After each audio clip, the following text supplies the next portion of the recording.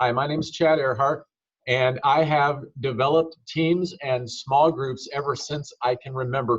I grew up the oldest of a small team, a team of three sisters is where it started, and then it grew, and we were always getting together and we were doing something great in the world.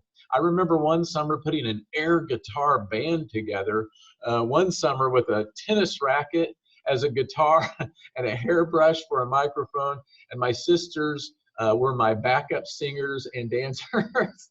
And we were just texting about it this morning, and they were like, hey, if you can find that video, send it to us. Well, in a moment, I'm going to share with you information that took me a lifetime to discover. And I'm going to show you everything that you need to know about team development all in one place. And the best part, you can check it out, everything for free if you choose. If you can tell by now, I've thought a lot about team development, and it's been quite an obsession. I have always thought that to accomplish a big dream requires a big team. And the bigger the dream, the bigger the team. One of my mentors, John Maxwell, started this quote where he says that teamwork makes the dream work. And he went on to say, though, but the vision becomes a nightmare when the leader has a big dream and a bad team, right? So bad teams can just kill you. So leadership is how we create teams, though, which kind of gets back to you, right? If we're going to be honest, right? So leading teams, and especially for volunteers, requires a specific leadership skill set. And some of these skills are similar in the marketplace, but some of them are uniquely different. So leading volunteers has been said, it's like herding cats, right? And leading volunteers who lead volunteers is like teaching cats to herd dogs. And by the way, you don't get to use a doggy bone as an incentive, right? So in case you're wondering, yes, all of this can be done. It can be enjoyable and it can be amazing.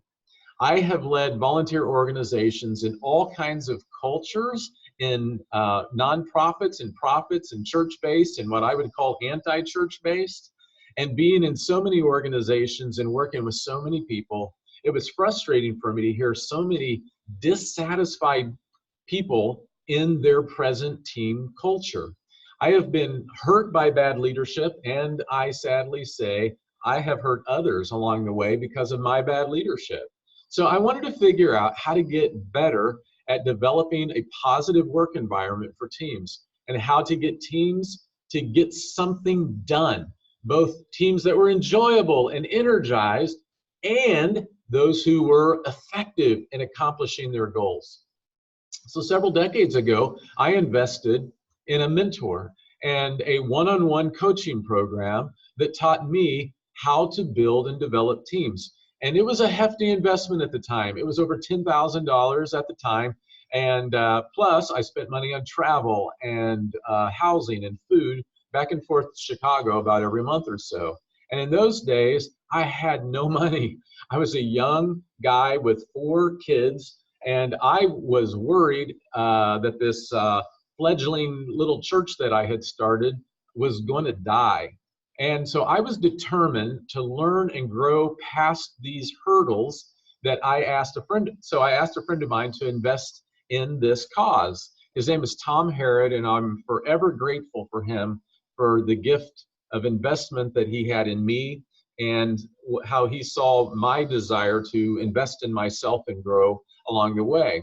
And I took these principles and I learned, and immediately I found hope and was able to take these hundreds of things that I was trying to do and turn them into manageable categories that could be accomplished.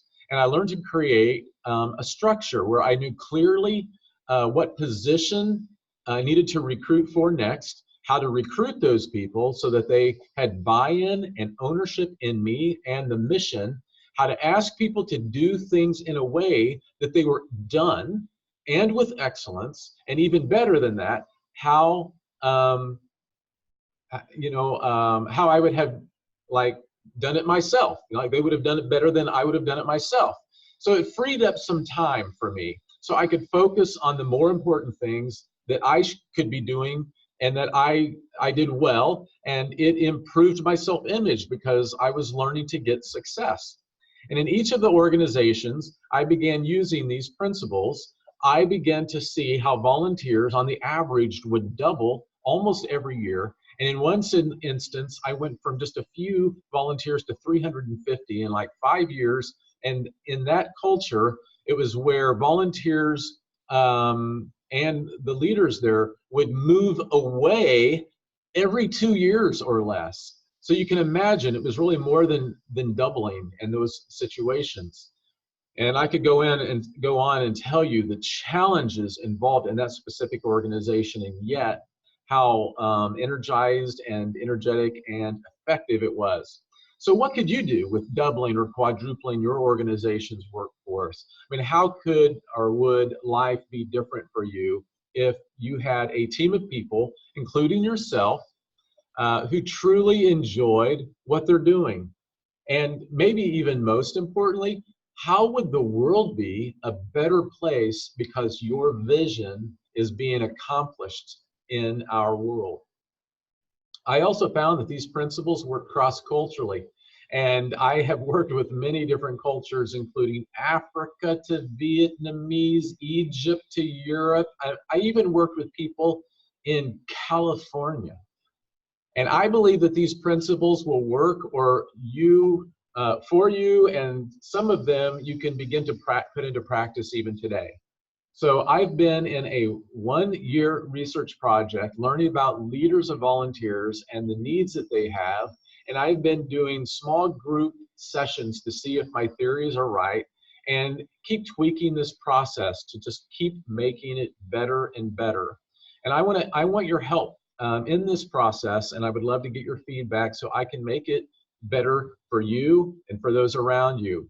But it costs, right? It costs time, but it costs investment in yourself, and hopefully, and also it's an investment. Where your treasure is, that's where your heart is. And I have learned that you're going to have to take a certain amount of investment to make this work. And many leaders of volunteers, they just don't have the money, is what they feel like. And yet I'm still doing this because I've been there, and I want to be able to see you succeed at your mission. And yet, without enabling you to stay stuck in your growth and scarcity, what we call scarcity mindset, right?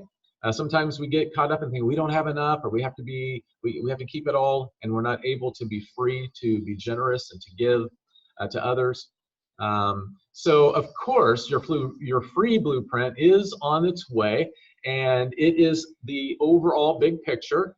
And but I want to offer you more. And when I am providing today, what I'm providing today is what we call 3D leadership quick start.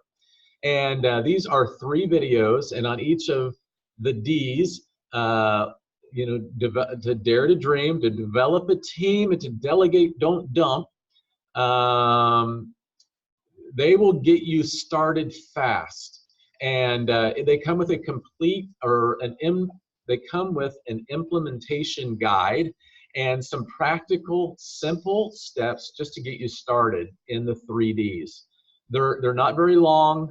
The guides are things that you can do and help you with the #1 next thing that I think that you need to accomplish based on the feedback that you provided me earlier. So I want you to watch those. Feel free to email me back with your hopes and maybe a little bit about your organization, and maybe the single greatest challenge that you're facing in applying these principles. And this will help me get better at helping you and others. So click here to be able to see my offer on that. And my dream is to help you accomplish yours. So let's take one simple next step forward, not backward, forward together today. Thanks.